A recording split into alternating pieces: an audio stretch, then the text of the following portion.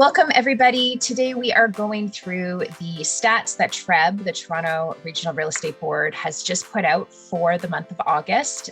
There's a lot of stats in here, so we just wanted to make sure we reviewed it and let you know what these stats actually mean for you. So the first set of numbers that we wanted to look at was the year-over-year price change for the Greater Toronto Area, and then broken down by type of home, so detached, semi, town, and condo.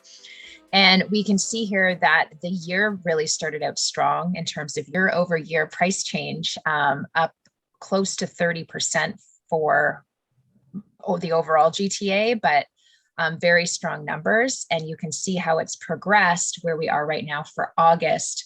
We are just hovering under a 1% year over year price change overall for the market. And obviously the detached and semi-detached market has gone down below what we saw last year. And also remember that because it was so high, January, February, March, we're comparing against a market that was on a steady increase going into February of this past year. So as we're comparing year over year, we're comparing a market that has been declining and trying to steady versus a market a year ago that was on an incline. Yeah. So going forward, I think it's as important to keep an eye on different comparative figures. If you're just looking year over year, we're going to be taking a much wider gap as we're going down, and a year ago it was going up. So I do suspect this particular chart will probably for the next 6 months be below a 0% year over year price change. That doesn't necessarily speak to the way that prices are moving versus last month or 2 months ago. But when you compare it to a year ago, it's going to be some time until we return back to the peak, which was around this January, February zone over here at the beginning of 2022.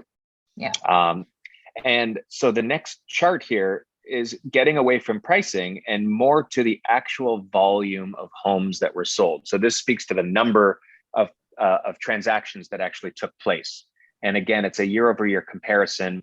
And even since the beginning of 2022, there's been a negative. You could see every single line, every type of property has compared negatively versus 2021, the same time.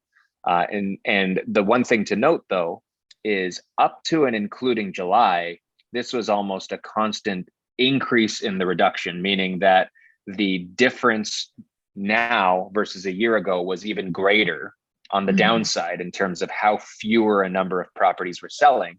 And now we are still down.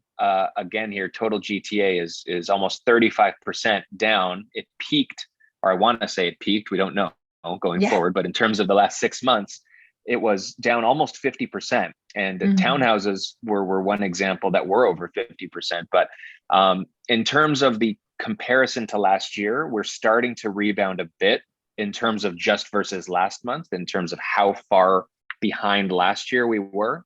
However, we're still trailing considerably, 35% overall in terms of how far we are falling behind in terms of the number of sales that have taken place year over year. Now, going into year-over-year new listings, we can see here that there's been quite a big change versus the beginning of the year. So new listings to come out in the market in January, February, March, and April, we were negative. So basically there were less new listings being released in those parts of the months versus that time last year.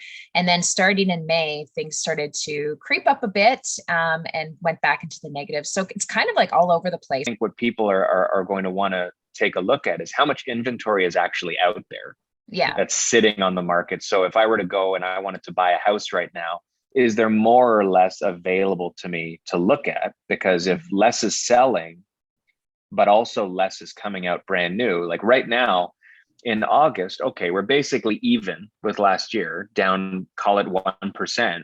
But if you remember the last chart, there's been 35% less sales, right? And every month, 40, 45, 50% less sales. And over that same time, it's sort of understandable that the number of new listings has cut down because the stuff that was sitting there is not selling as fast. And so you're seeing less volume being sold. And alongside that, somewhat less, there's some people that are trying to get back into the market with new listings right now, but I don't suspect we're going to see a big jump in new listings until such time as sales start to pick up and some of the stuff comes off the market. And I guess that's reflected here a bit in terms of the active listings. And this is speaking to how much is actually out there. And look at the wide differences you're seeing here, where when things were, we'll use the word hot, where prices were high and sales were higher, so to speak, but a lot was going out there, there was a lot less available. People were scooping up whatever was coming out. And remember that in January and February, new listings was still down, right? So if I go back here, new listings weren't picking up, but volume was a little bit higher in terms of how many sales were happening. And because of that, there was less available on the market. So the number of sales was outpacing the number of new listings that were coming out.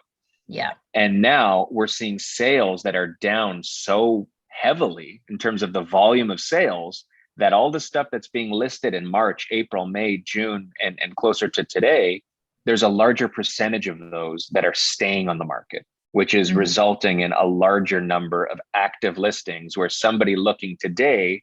So what this 62% means is that if somebody's on the market right now looking at buying any type of home, there are 62% more listings that are out there right now available to be purchased versus August of last year, which is a humongous increase. And that's been, even though 42, 57, and 62 are large differences percentage-wise, those are three huge increases in the amount that's been available there as active listings.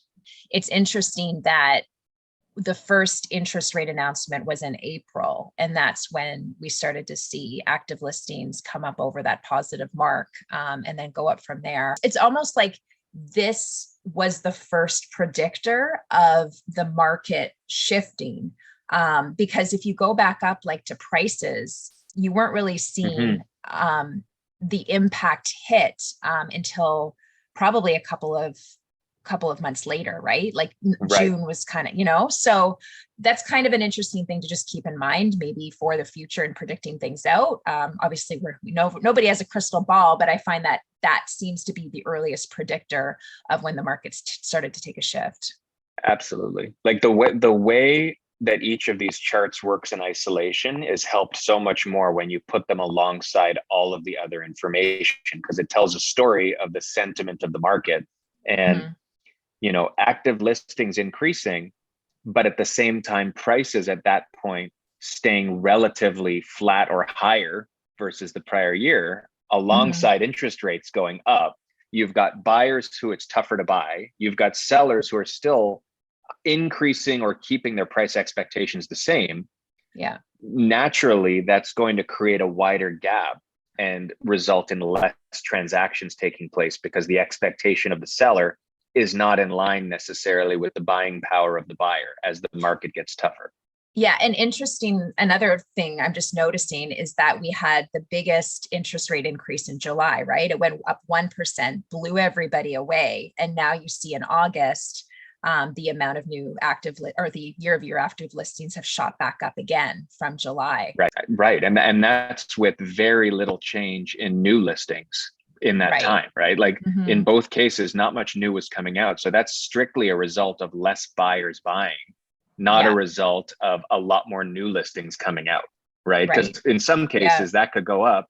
If 20% more new listings come out and buying stays the same, then active listings would go up. But in this case, we were pretty flat on new listings. So this is strictly telling us, wow, the buyers are now pulling back a bit more. And it very much is in some part a function of the interest rate announcement in July. Which would make sense. Okay, there's property days on market and then listing days on market. And the property days on market takes into account all of the different listings that one particular house would have. So if an agent is relisting a house because the price strategy didn't work or something like that, then it's going to be reflecting, or I guess property days on market will include all of those listings into one calculation for the amount of time it was on the market. So this here is showing that property days on market, being, like you said, the total days that a particular property has been for sale, even with relists and things like that, This is just a humongous number. I mean, it's been humongous Yeah. for 3 months here, but a 62% difference over last year Mm, for how long a property is sitting on the market in terms of, in the DOM is days on market. yeah. And then you look at that as compared to when things were busy, it was the complete opposite. Report with some more detail. And this is, it's important to say that these are all consolidated figures we're showing on the other charts. That's everything, all Mhm. types of homes across GTA. And so there is, and it's important to look on a granular level, regionally or types of home. There's all that data is available, and definitely reach out if you've got questions about specific things that you might be interested in learning more about. But you can see here, the average listing days on market and the average property days on market are two different figures. And like Katie said, Mhm. the listing days on market is just for a particular time a home is on the market with a listing. How long does that listing stay up? If it gets terminated, then that's the end of the days on market. And if it gets relisted, that's restarting the cycle. So if one Yeah. home is listed twice, 20 days each, fails once at 20 days and lists again for 20 days, the average listing days is 20 days, but the average property days would be 40 days because that's how long the property had been listed for. And there's a huge difference here. When you look regionally here, it's basically 50% higher in almost every case how long the property days on market have been versus listing days. This, I want to tie this to one more stat that's on this same report here, which also speaks to another trend we're seeing in the market right now, which is this column here, the average selling price over listing price. And this is what you see a lot of out there when people say selling over ask and we sold for 150% of our listing price and stuff like that, because there's been for a long time almost an expectation in the market that things are selling above the listing price and everything's going to get into bidding wars and people are going to drive the price up. I can tell you that this chart every month for the last 2 or 3 years has primarily been numbers that are over 100% in every region, meaning that homes on average sell for higher than the listing price. Now you can see, with the exception of like a couple of isolated regions here, and even those, 100%, 102%, almost everything is selling when it sells at or very close to its listing price, which for buyers should make them feel a little bit more comfortable when they're looking out there. Now, this doesn't mean that homes are all being listed above or at the expectation of the seller, but it does mean that the homes which are selling primarily on average are the ones that are priced appropriately, let's say, or are priced in line with the market. And if you combine that with the property days on market, it's very likely that when a listing first comes out, it's much higher priced. And then it's a realization that we're not within market and we have to relist at a more realistic price. And that's when the home sells closer to that second number versus the original price. Exactly.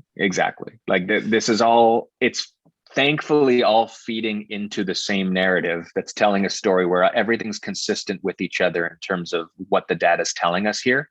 Yeah. Okay. Well, let's make each of our predictions for when we come back in a month's time. What is it going to look like? I think average prices are going to stay relatively flat or perhaps go up a little bit month over month. Okay. I do think that as September comes in, I think part of what we're seeing is people are starting to get more of an ownership over their own situation and a comfort level with where the market's going. And so there has been a month or two of standoffishness from the market just with all these changes. But alongside that, interest rates going up, I mean, they don't necessarily have more to spend, but I do think volume will pick up a little bit and prices will at least stay steady or go up a bit as well. I think that prices, okay, I think September, because there's going to be an interest rate increase, I think prices are going to go down a little bit more in September, just as people adjust. Compared to August or compared to August. Okay. Slightly, not a big dip, but I think that's what we're going to see. I think we're going to see more new listings come out because I think a lot of the sellers now, and this is more of a hope than a expectation, but they've seen a few months of where the prices and things have gotten. And so they're going to be a little bit more realistic and coming out with listings that are serious with more realistic prices. And we're just going to see more transactions as well. So I think the number of listings, the number of sales is going to go up slightly, not significantly, slightly, but I do think we'll see prices dip a little bit more in September. Yeah, so I think it'll be another month of a little bit of uncertainty. And then after that, my thought is that things will become a little bit more understandable and people will be able to make better decisions moving forward. Well, thanks for listening, everybody. We will see you next month. And as always, feel free to reach out if you have any questions. Talk to you later. Bye.